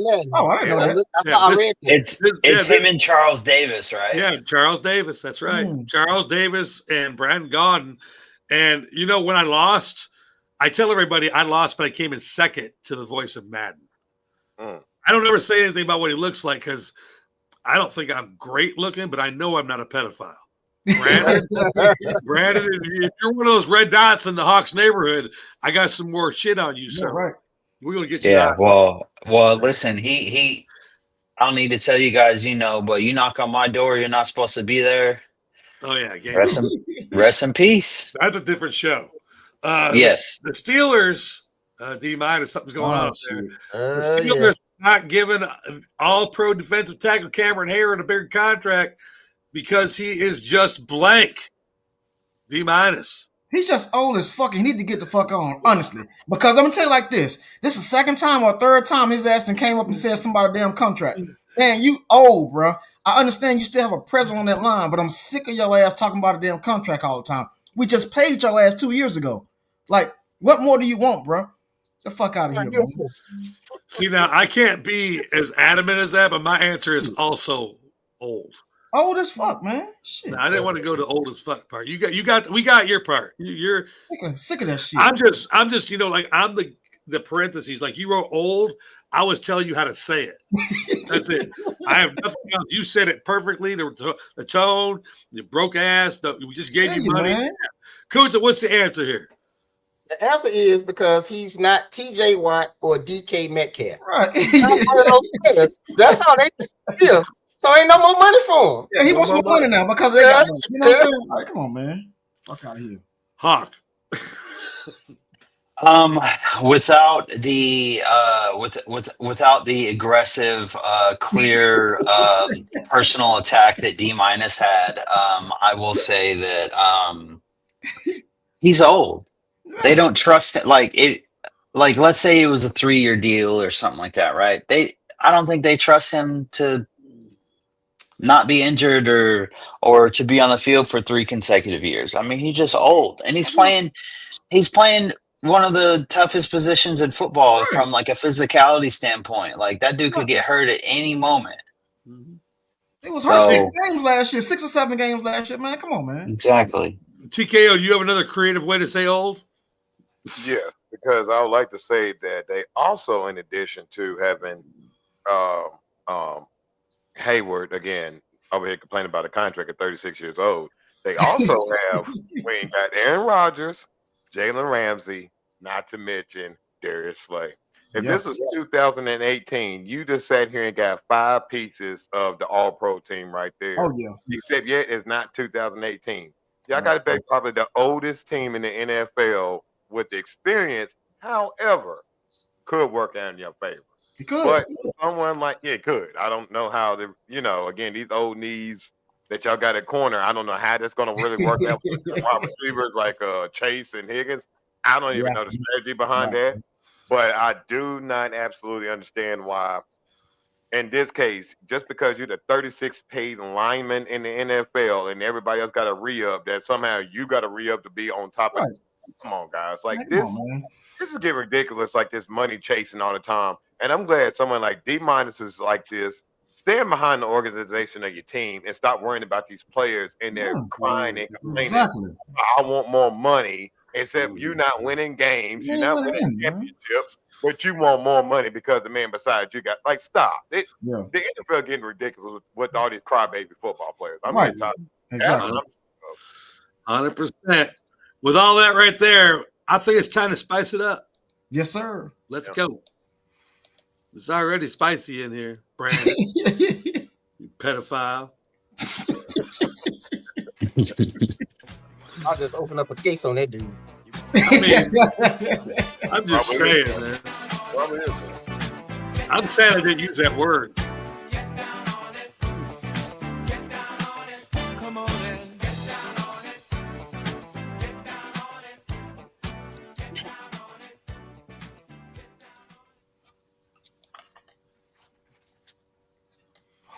I was about to say you can't leave. Nah, we good. Man, how y'all doing out there, man? I'm trying to get some of this these real tips right here. Give me a minute. Give me a minute, y'all. Give me a minute. Let me this segment is brought to you by of course, spice it up, babe. Hold up. Give me a You motherfucker, you ungrateful. Hold up, y'all. Hold up. This brought to you by Spice It Up. Get all your grills and smoked meats. Hey, hit my boy, Joe. Hold up, y'all. Hold up. I'm gonna give one more time. Choke. Can we send HR to HR? Choke. Hold up. I'm gonna do this right. Hey, appreciate that, Joe. Hey, this top five. This top five brought to you by Spice It Up, baby. We got top 5 best college football teams coming in this season, man. What you guys think on this, man? Top 5 brought to you by. Look at this, y'all. Look at this succulent rib tip, man. Pause. Wait a minute. What y'all want? Oh, y'all hungry? I'm sorry. Oh. All right, so I brought some for everybody, though. I brought some for everybody. You know, remember that one time I ate them cakes on TV? That was way worse. This is way worse. But y'all was saying, y'all check out the. He got a whole fucking plate. Yeah, he got a whole. Look at these rib tips, man. He got a whole fucking. Oh shit, damn! I just caught some. Damn. You can almost smell it, man. You can. Oh my god! Let me got my mouth right quick. Pause. Is it pork? Is it pork rib? Yes, sir. Yes, sir. That's all I'm going to go, baby. Hey, you ain't bother me now. You have. I'll do pork. You have a good time with that. That's the only thing. I don't do the swine. Hey, beef ribs is not the best ribs out there, man. Yes, it is. All right, this week's top 5 is brought to you by Spice It Up. Who are your top 5 college football teams going into 2025? We'll let him finish chewing. Let me go first. Let me go first. Let you go first. All right, yeah, we'll let you go first at number 5. Go ahead. Yeah. UGA. That's who I got in number 5. Oh, that's some bullshit. That's why. That's some bullshit. That's some bullshit right there. All right, so fuck that. He's out of here. So what did he say? He said UGA. He didn't say shit. He said shit. Right. I Anyway, don't think wrong for that. Yeah, he wrong for that shit. You want to get in the moot box? Right. You want to get muted too? I mean, it makes sense. It's good. I mean, what's wrong with that? I'm just saying, I wouldn't put UGA at 5. Look at him. Look how unhappy he is. Now he's not getting no ribs, and he can't hear himself. And everybody in his room right now wondering who the fuck he's talking to. But my question would be is then if he don't believe and he's not a fan, that's like me saying Michigan. I can say Michigan because I do not believe the fact that Georgia's going to win. I see what he's saying. All right, I'll bring him back on Teddy's thing, but if he says it again, we're going to have to do something. All right, so your defense lawyer, Teddy, TKO defense law, you need to come up with a commercial for that. There's a commercial there, Teddy. You need to work on that. You do videos. I want to see Teddy TKO, the lawyer. In a suit. You ain't got to be in a suit. Better off, you know what? You should have your gouge, super heavyweight or whatever that is. Whatever weight you should have your belt on. Yeah, you should look badass. And I want you to advertise to the people. You got a couple weeks, but get a video together for Kunta for HR. You're gonna be the new defense lawyer for BFAM. Hold on, man. Don't say nothing. You just got out. Why? Because you need a lawyer. I don't need a lawyer. I'm my own lawyer. Hawk, am I wrong here? It's silly for him to represent himself in HR. Listen, great legal advice. Some of the best legal advice anyone has ever gotten is when you have a person like Kunta who's sitting there talking, doesn't know when to shut up, and his attorney taps him on the shoulder and says, shh. Right. Like, don't talk because you're just burying yourself. There's been no man in the history of any type of court case ever who has represented himself and come out on top. Yeah. What are y'all talking about? We don't know. Opinionated sports cast. Don't get them wrong. All right, we got a half an hour left in this show. I promise you, listeners. First listener to say HR when Kunta does something HR worthy at your work, I got to teach it for you. I'll send it to you. Even in Liberia, I don't care. If Kunta does something during the rest of this show and you think it would be done HR at your work, we're going to get a free t-shirt. All right, so at number 5, I got Ohio State. They've lost 2 coordinators, 2 1,000-yard rushers, their QB, a 3-star offensive line blockers, 2-star edge rushers, but returning is that 5-star receiver, Jeremiah Smith. I don't know who's throwing to him, and they got a weak schedule. I got Ohio State number 5. D-Miles, who got number 5? I also went with Ohio State. They lost a lot, bro. They might not even, I don't know, but I got them for respect of Ohio State. You know, they got a weak schedule. Yeah, they got a weak schedule. So I got them number 5 as well. And that kid, that Jeremiah Smith, he might go for 2,000 this year. Yeah. It's a good chance. TKO, who you got number 5? I got the Oregon Ducks. I think that, again, they got raw talent. They definitely spent a big paycheck this offseason. Yes, they did. If we want to put it that way. But I do believe they got some big-time starters coming back, and I like their quarterback more coming into this season. Yeah. Hawk, who you got number 5? Number 5 for me is Alabama. I think Alabama's back. I think that they had a year with Kalen DeBoer and kind of like that whole culture change and a little bit of a shift and all that good stuff. But if you look at the track record of Kalen DeBoer, he coached at Indiana, made them relevant when they were never relevant. He went to University of Washington, was there for 2 years. His second year, they were in the national championship game. They did lose to Michigan, but he had them there. A team that was playing in the Pac-12, right? So like, big deal. But I think Alabama is going to be back because Kalen DeBoer has every resource and everything available to him just being under the name of Alabama because it's something that Nick Saban built. So I think Alabama is going to be back this year. All right, King Kunta, first to last, Ricky Bobby story. Who do you got number 1? Number 5, sorry. Well, all right, I already said it. Y'all want me to say it again? UGA. I gave you all that time to change your mind. All right, so it's not even football season there yet. You're already capping on our team. D-minus. Fuck. Brought to you by Spice It Up. Who you got number 4, D-minus? I have Penn State. I think they might be a little higher, but I think they're gonna be coming out this year a little stronger than what they did last year. So I got Penn State. I got Penn State a little bit higher, but at number 4, I got Notre Dame. That defense is absolutely ridiculous again this year. Jeremiah Love and Jader Price are still in the backfield. I think Notre Dame's going to be a problem. King Kunta, who you got number 4? Agree to something on that. Number 4 is Notre Dame as well. They really didn't lose nobody. So they right back. And they got battle tested last year. So they are ready. And I think it's going to be a whole lot of, I say, bet on them this year. 100%. Hawk, who you got number 4? I went Notre Dame as well. Notre Dame, their coach is great. I was going to hit on what Kunta just said about them not really losing anybody. They were a good team last year. You could tell last year that there were a few players on Notre Dame's team that were just like weren't used to being in the moment yet.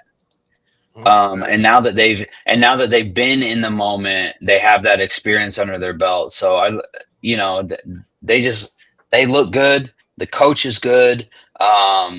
Their play calling has a healthy balance to it. So I would just say that that's my number 4, and I think they can make some noise this year.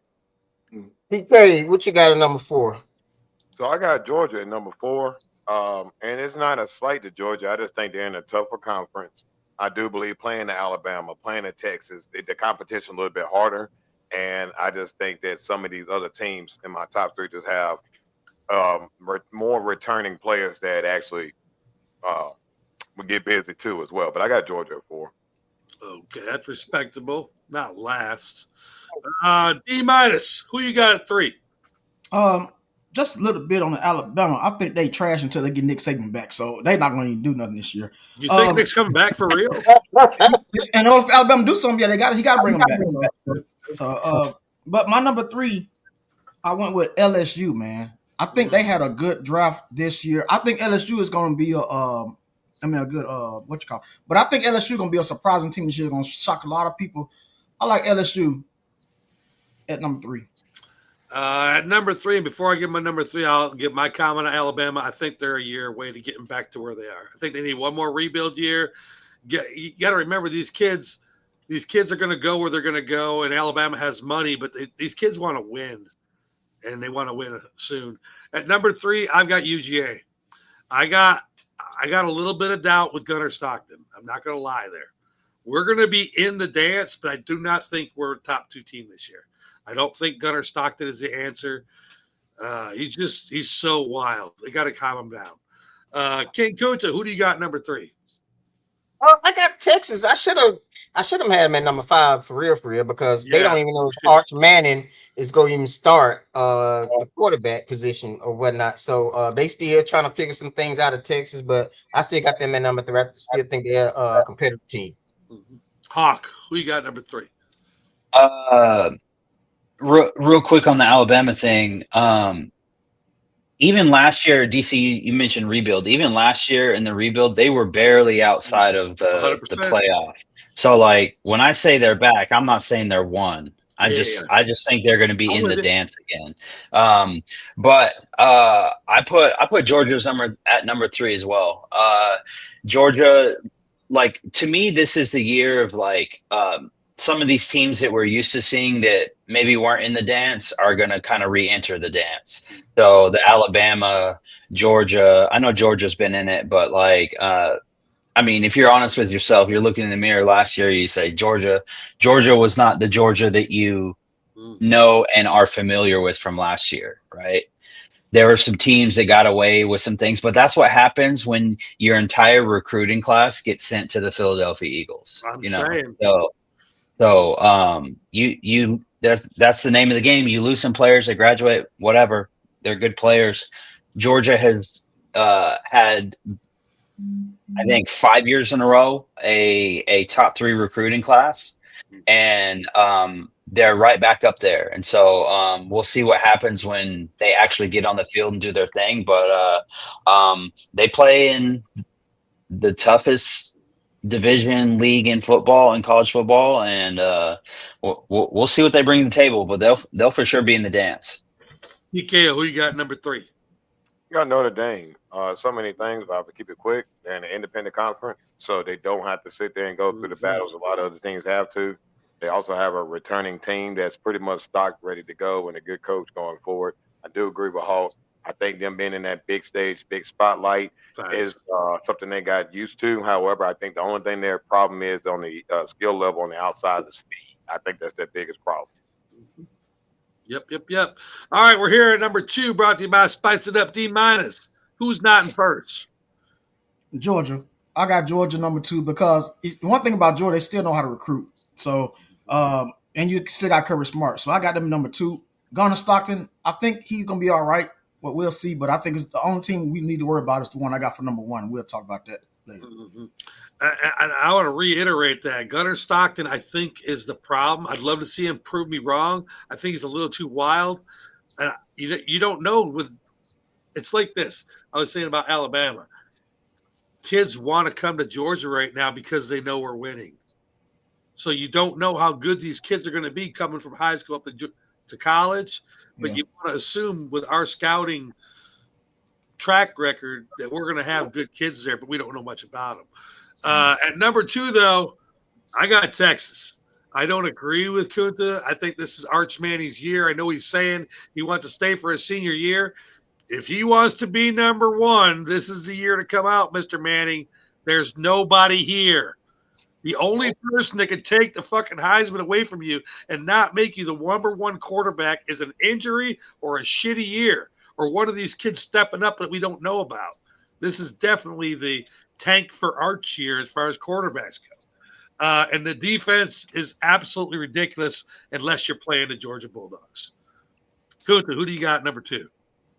I got Penn State. Real quick, just Penn State. They are they got all type of weapons, so they looking at their chances of winning is they a favorite to win the championship. So very easily said. Hawk, who you got number 2? Number 2, I got Penn State as well. One of the things about Penn State over the last decade, it feels like they recruit what you would call the ugly positions, the offensive line, the defensive line. They recruit those guys very, very well. And football at any level, if you recruit offensive line and defensive line well, that's the foundation for your whole team. It doesn't matter really, if you have a plus as a skill player, then having a great offensive line really just helps that player out. And so just seeing them over the last couple of years, you started to see them kind of get on their rise and stuff like that. They looked good last year. I think they're going to look even better this year. So I'm excited to see them. TK, who you got number 2?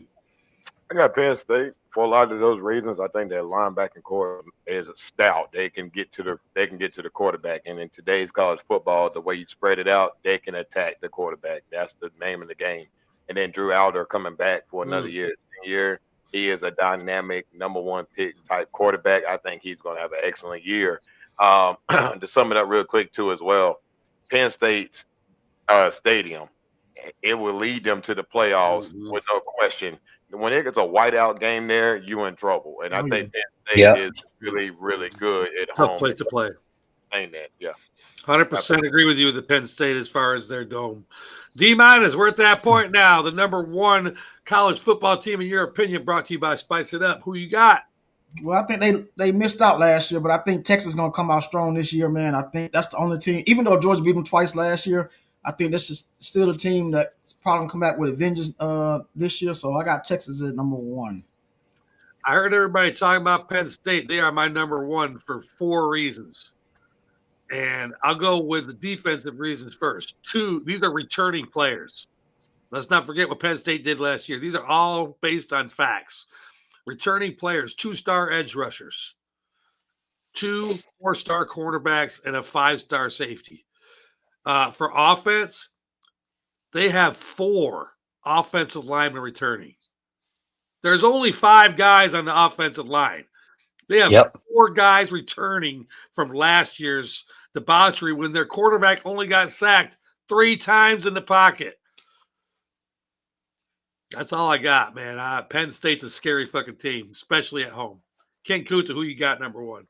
Ohio State, because they are the champions and they have a history of recruiting as well. So, I think they go, and I don't think nobody expected them to win the championship last year. It's just the state team. They rightfully got that number 1 to somebody knock them off them. They threw them. Hawk, who you got number 1? I was hoping you were going to go TKO. I was going to say TKO's got Ohio State number 1 too, but I know. I got the Longhorns, right? This is the Dallas Cowboys of college football. Even when they weren't good, the brand still carried the way. and everyone's talking about Texas every year, but finally Texas is like, you know, for as long as they wanted to be like Texas is back, Texas is actually back.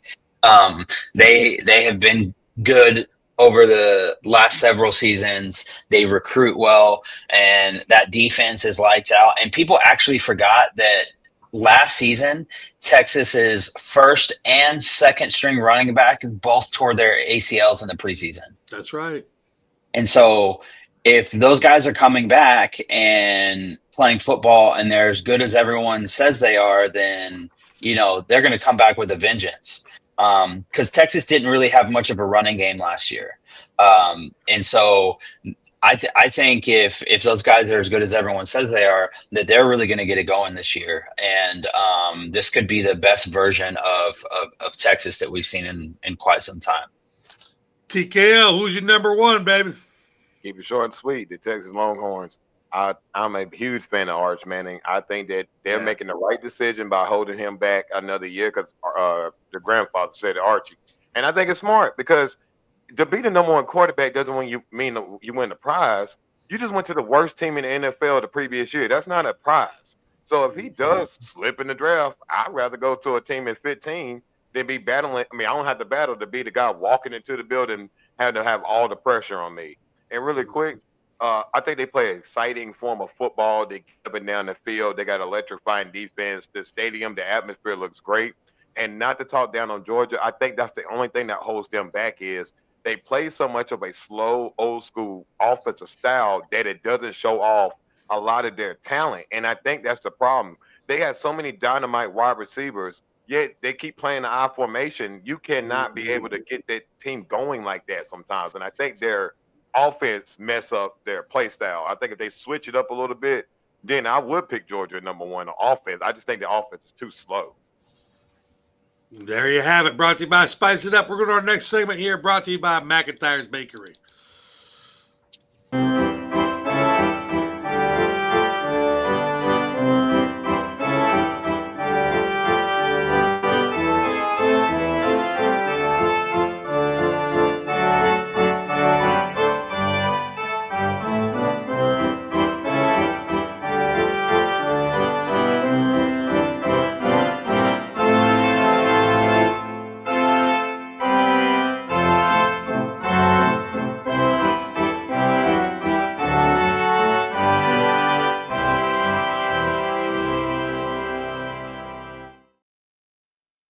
Evening, folks. Good afternoon. This 10-game baseball parlay is brought to you by McIntyre's Bakery. They're simply the best. Stop in at 1184 Concord World in Smyrna, Georgia. Tell them King Kunta sent you. They got all type of tasty treats, desserts, sandwiches, soup, you name it. They got everything. If you will, give them a call at 770-434-3115 for all types of special orders. McIntyre's Bakery, simply the best. Let's go. All right. So week 18 is in the books. I won last week going 5-5. King Kunta TKO went 4-6. D- and the Sheriff went 3-7. But the Hawk again did not send in his picks due to a medical emergency, and he took another 3-7. Hawk, RIP with not being here on time, buddy. You better Yep. It wasn't even on time because on time implies that I showed up late. I just didn't show up. I no call, no showed. That's not quite true. You hit me up. Yeah, I knew did. You weren't gonna be there. Yes. So D- is at 102 wins. Hawks at 101. DC's at 99. TKO at 98. King Kunta at 96. And the Sheriff is at 93. King Kunta and the Sheriff are under 500. I need you. Hey, don't make me send you to HR. I need at least half your performance, 50%.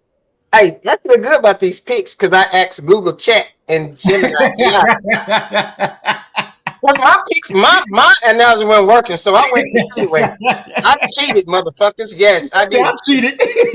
So damn right, I cheated. Whatever it takes. Damn it, I'm finna be in third place right now. All right. So I don't think it's cheating when you tell us you cheated before you cheat. So I'm gonna let it slide. HR, you all right with that? I'm with that. I'm almost with him too because I'm almost about to do the same thing.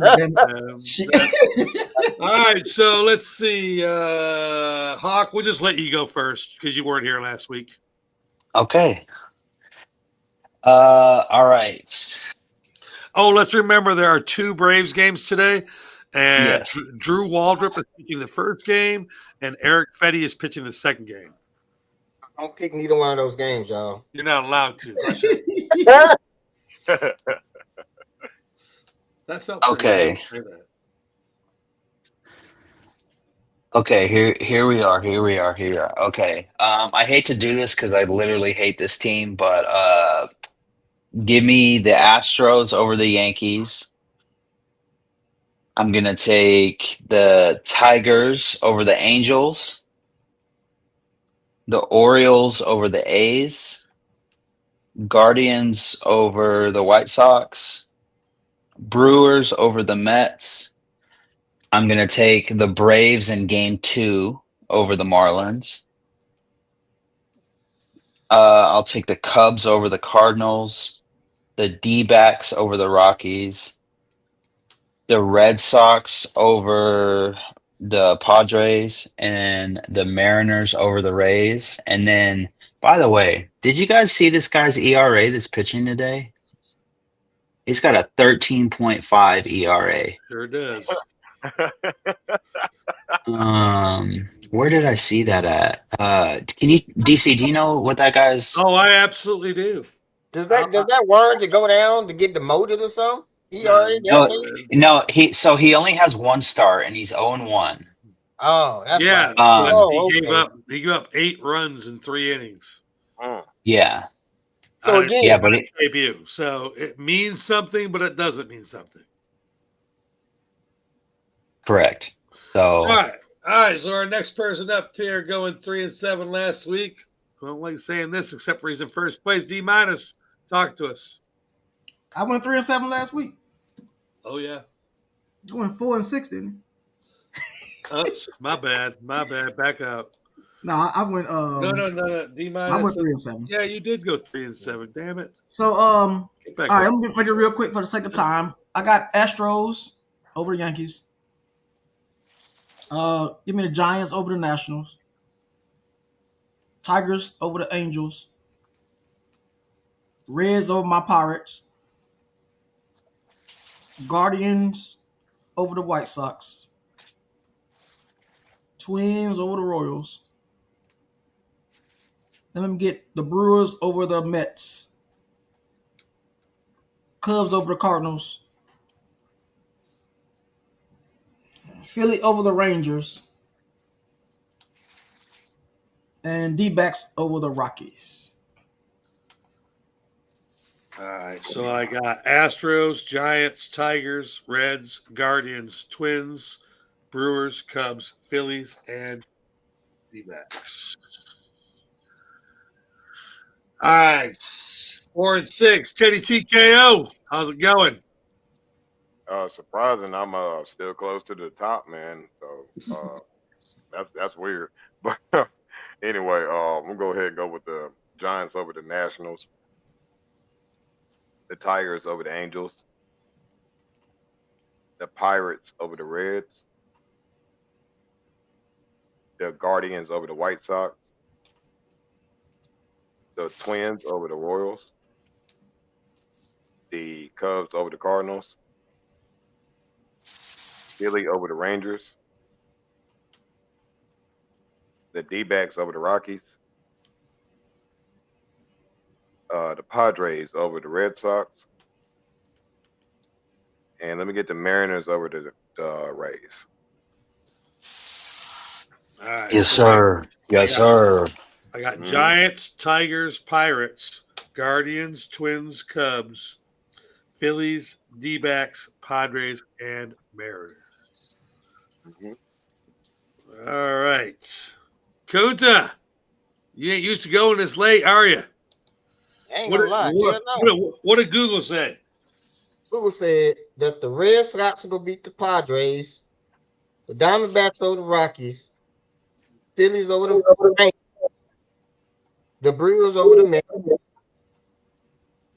Guardians over the White Sox, the Orioles over the A's, Reds over the Pirates. Tigers over the Angels. Giants over the Nationals. And the Yankees over the Astros.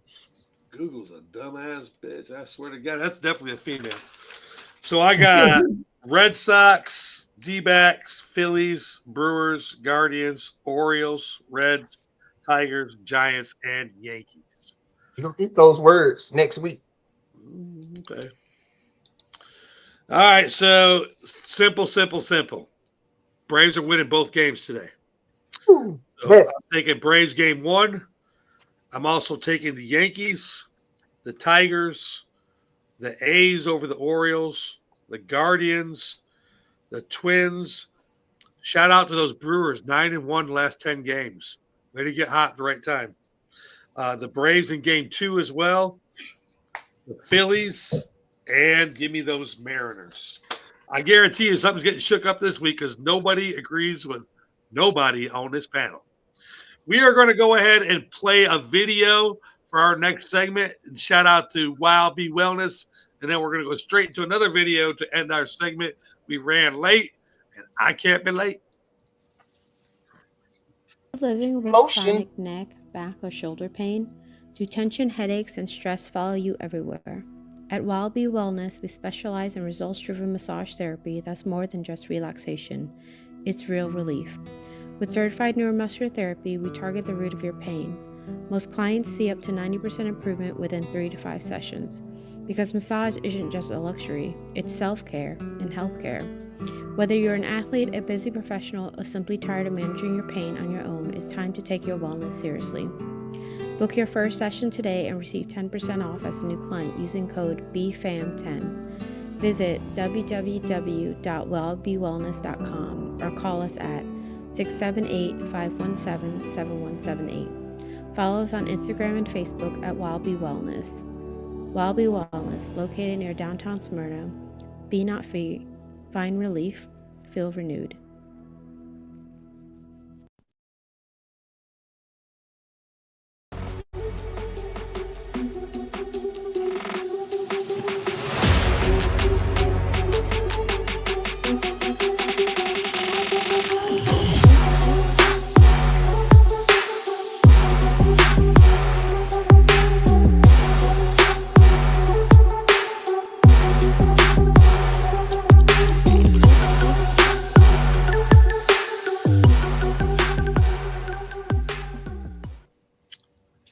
Again, shout out to Wild Bee Wellness.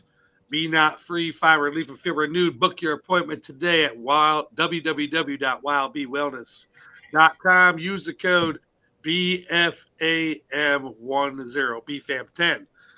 Also, this segment right here is called I'm Just Saying. It's brought to you by One Condoms. They have 10 lengths, 9 girths, and over 40 sizes. Download the Fit Kit today on the website. Print it out, cut it out, and measure your shit. Don't want no. Hey, think about this now. August is a terrible time to get pregnant. just think about that shit. If you get pregnant in August, September, your ass is going to be giving birth in them hot months, the real hot ones. This is the worst time to get pregnant. Wrap your shit. All right, so D-, what are you just saying today? So, man, first I want to congratulate Sterling Sharp for going to the Hall of Fame, but his brother was interviewing him, man. I don't know if you guys heard this. In the interview, the play he had got his neck injured, career-ending injury. He said not one person from the organization called to check on him.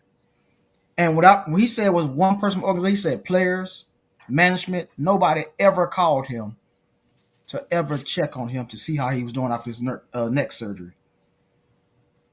That's a blow. That goes to show you organization don't give a damn about you.